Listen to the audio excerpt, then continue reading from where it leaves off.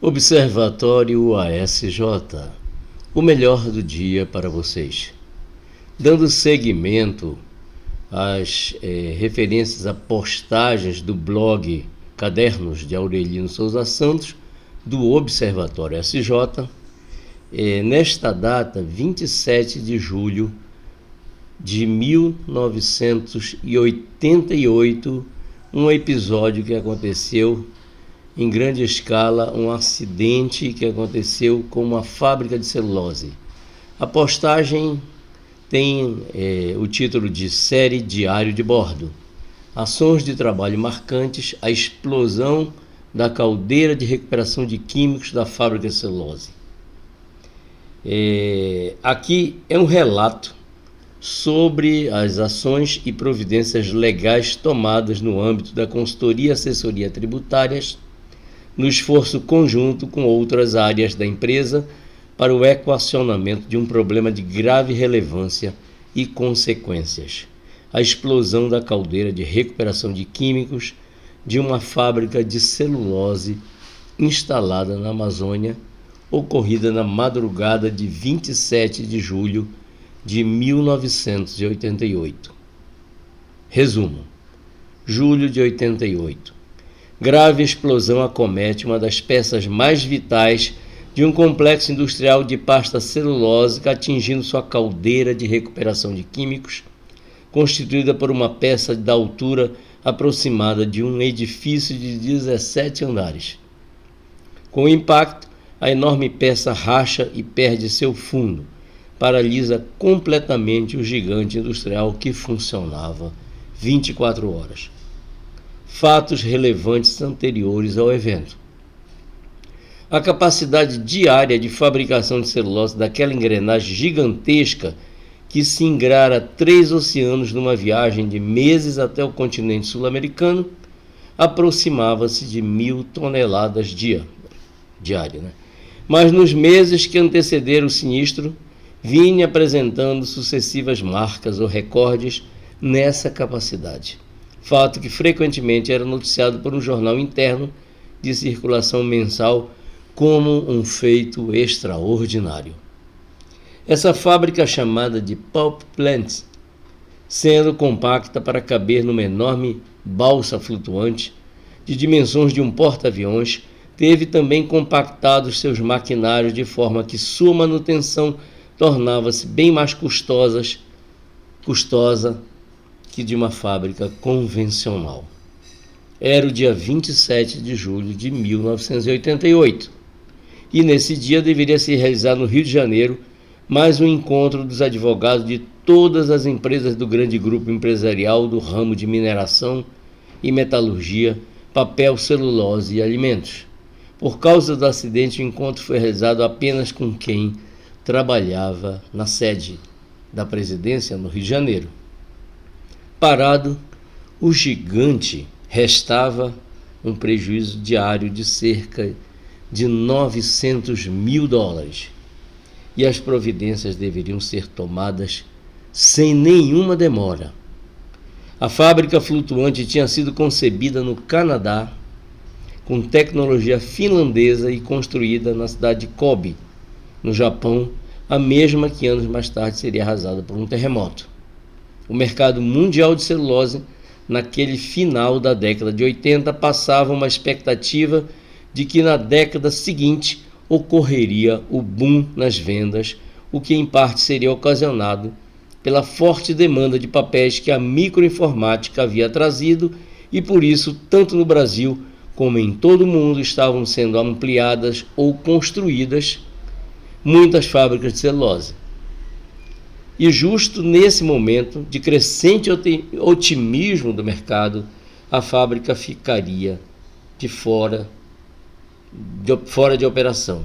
Sabia-se lá por quanto tempo.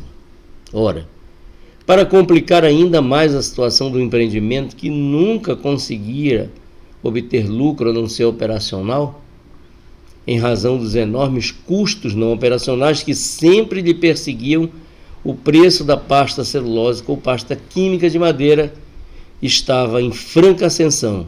Essa commodity internacional tem se caracterizado por uma constante gangorra no preço de sua tonelada, frequentemente oscilando entre pouco mais de $200 a quase $800.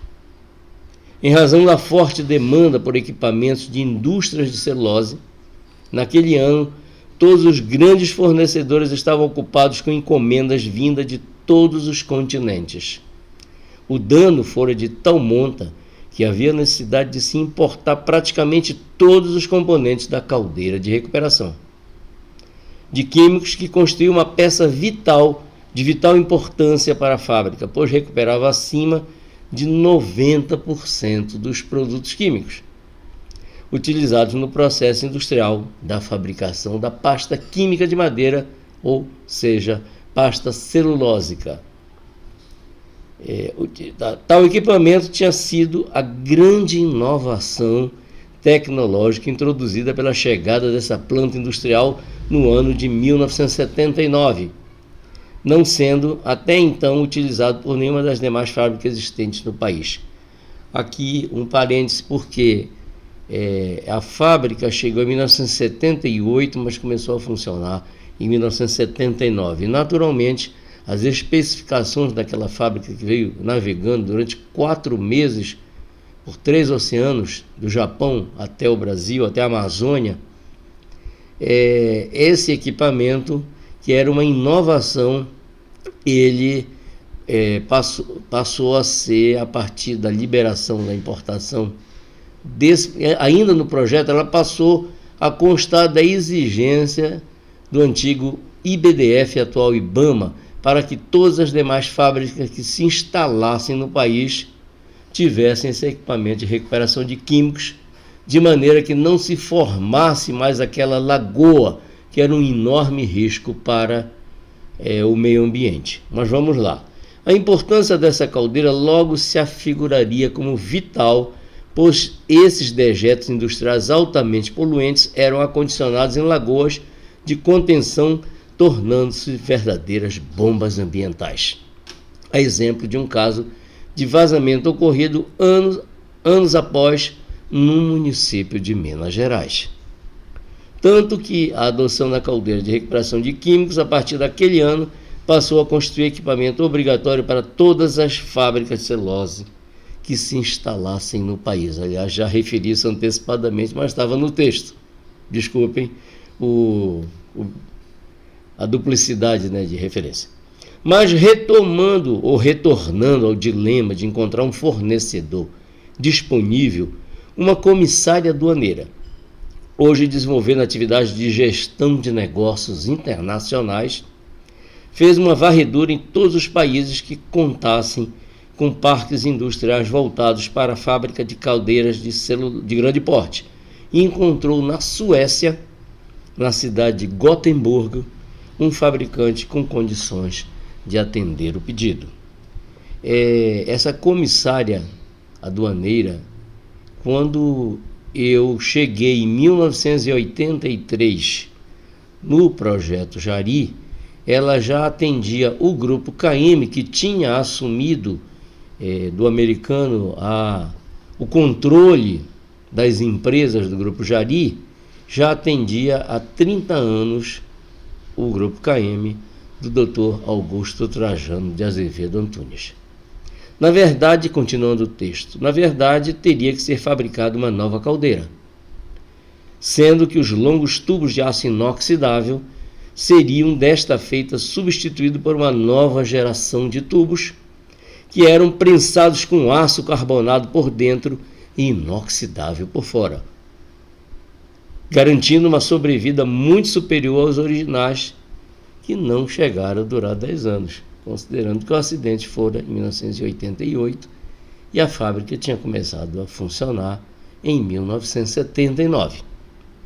Tendo em conta que o sinistro ocorreria em 1978 e a fábrica iniciara sua operação em 79, eu estou antecipando a leitura, desculpem. Se considerarmos o tempo já decorrido entre fevereiro e março de 89, tempo da retomada da operação da fábrica, até o presente, o texto é de 2011.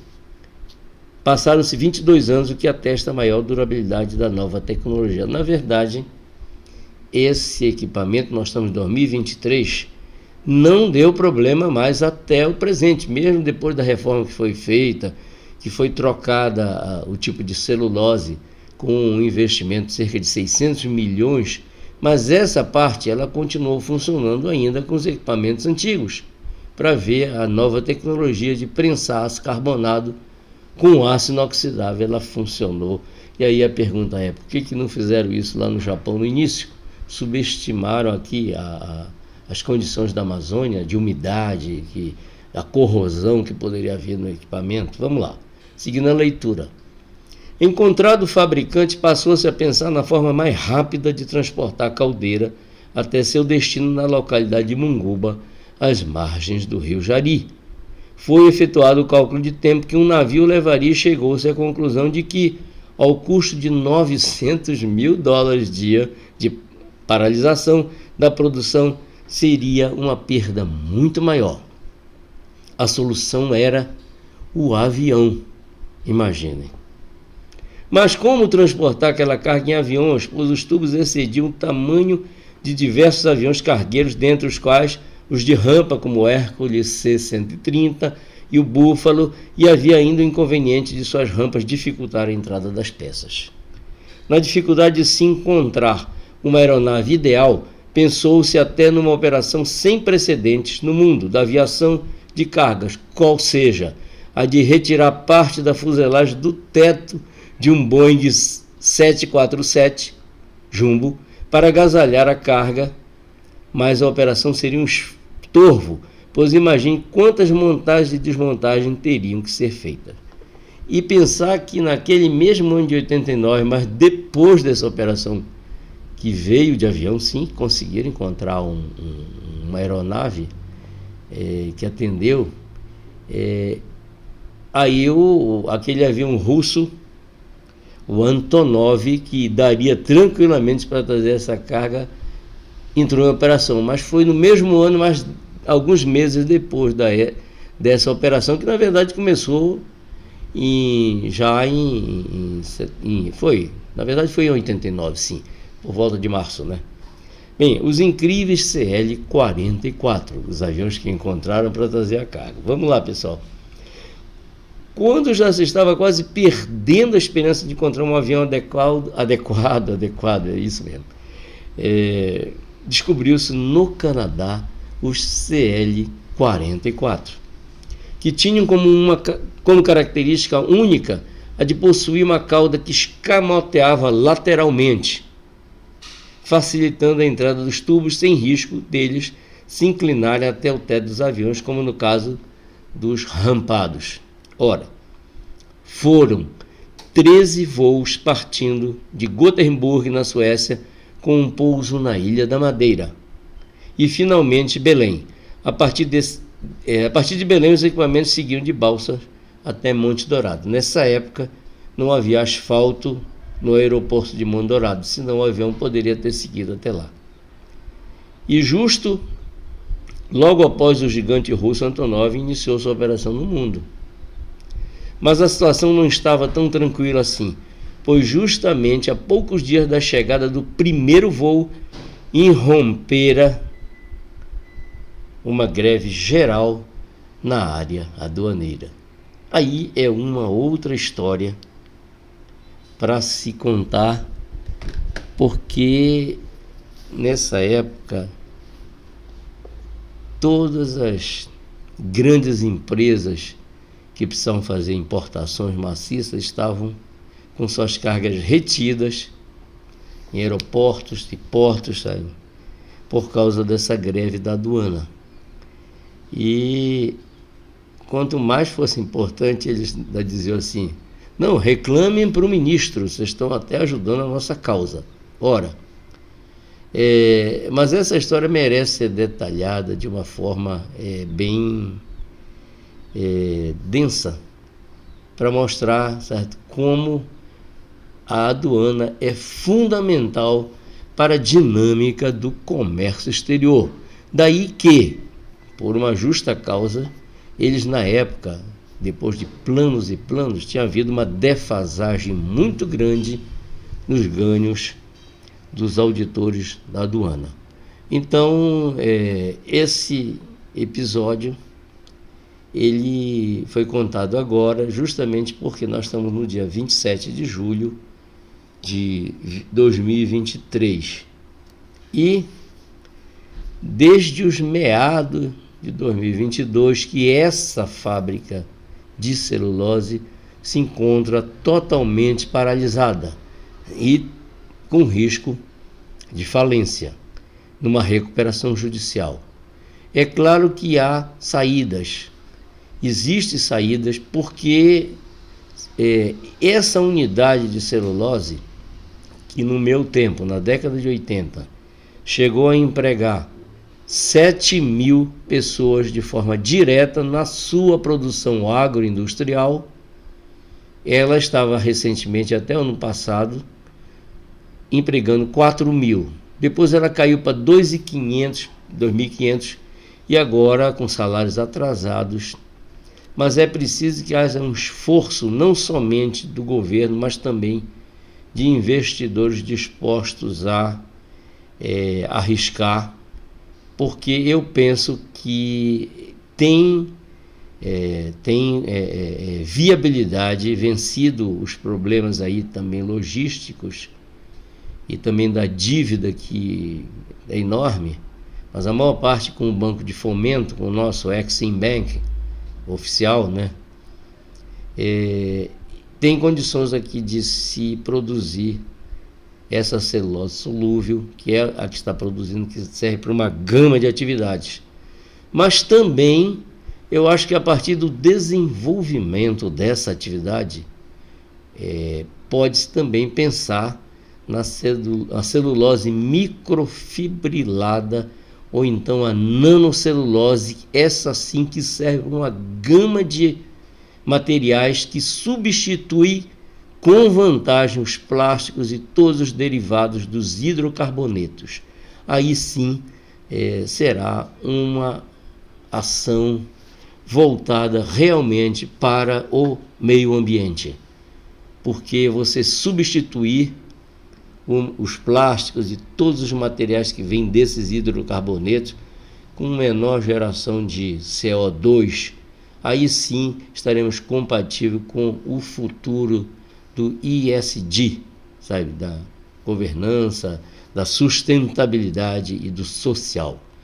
Observatório ASJ. Grato pela gentil atenção.